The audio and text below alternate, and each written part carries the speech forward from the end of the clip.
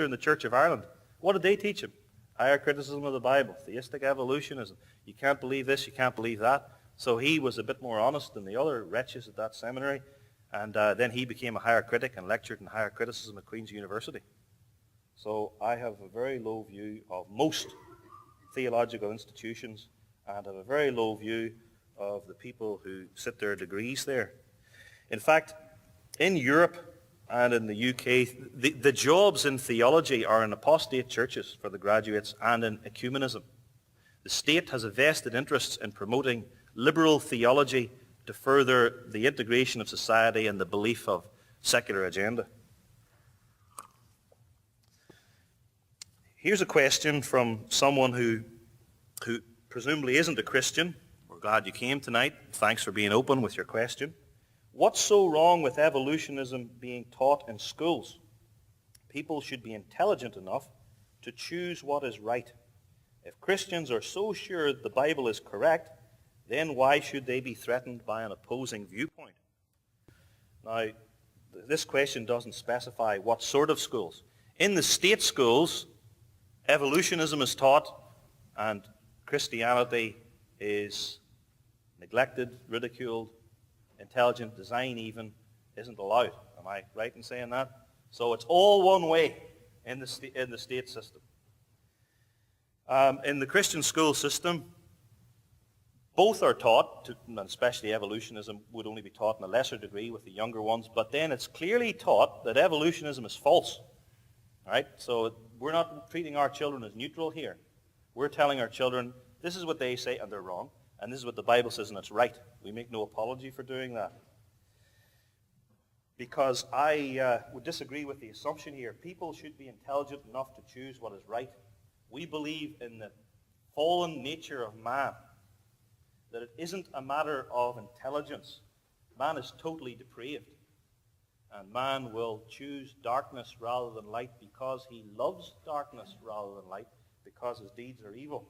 And our children are too precious to give them a choice. We don't say to our 7-year-old children, hey, it's 9 o'clock, we're getting ready to go to church. Do you want to come this Sunday? We say, we're going to church and worship God. Now, get ready and go. And the child, if the Spirit of God's working in his heart, says, yes, that's right, Daddy. We want to go and worship the Lord. Now, if Christians are so sure that the Bible is correct, why are we threatened by the opposing viewpoint? That's an interesting question because Christians in our society have a tiny little sliver, just an inch, whereas millions of tax dollars are going to promote evolutionism. The media promotes evolutionism. When you go to a state park, you get evolutionism. It's as if our view doesn't exist. Our view is mocked. So when we have a chance to say anything, we want to say the truth, because you get evolutionism anyway. So in terms of being threatened, yeah, the lie does threaten the truth, but we want to attack that. Now, this chap asked a question which is good too, because it gives me a chance to explain. How can you blame everything bad in the world on evolution? Okay, I'm glad that question's been asked. I believe everything bad in the world comes from fallen man and his totally depraved nature. Evolutionism speeds up degeneration. It promotes and enables and facilitates sin and takes away any sort of intellectual restriction or standards.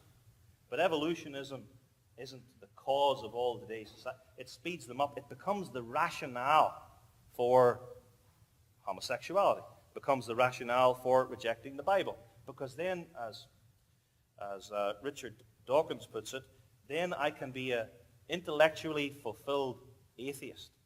Without evolutionism, the world would be in trouble. I could put it like this. In the 1600s, Arminius came along and gave us Arminianism to attack the sovereignty of God.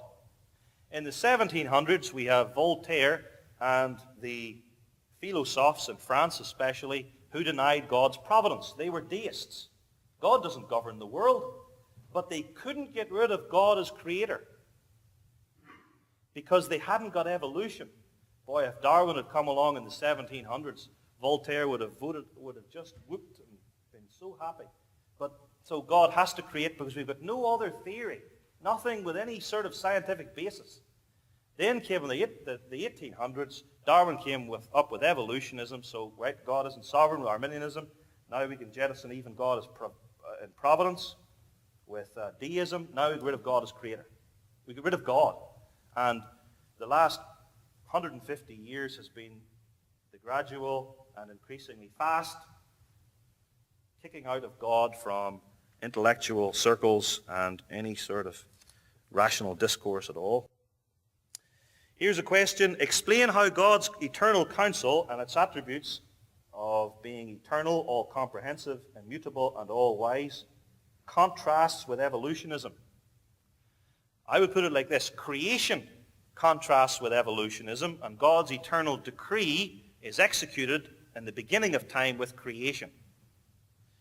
And then I would say that God's eternal counsel, being all-comprehensive, eternal, immutable, and wise, rules out the foolishness of a process of millions and billions of years of death coming before sin, of man only occupying a tiny little sliver of the end of this long chain of millions and billions of years, when man is the purpose for God's making the world, so that God could have us worship him. Coming to the end here. Given the fact that Calvin was a man of his time, on the cutting edge of religious academia, and a free thinker for his day, that's dubious, isn't it fair to say he would have been up to date and in agreement, at least in part, with Darwin's ideas and perhaps a theistic evolutionist?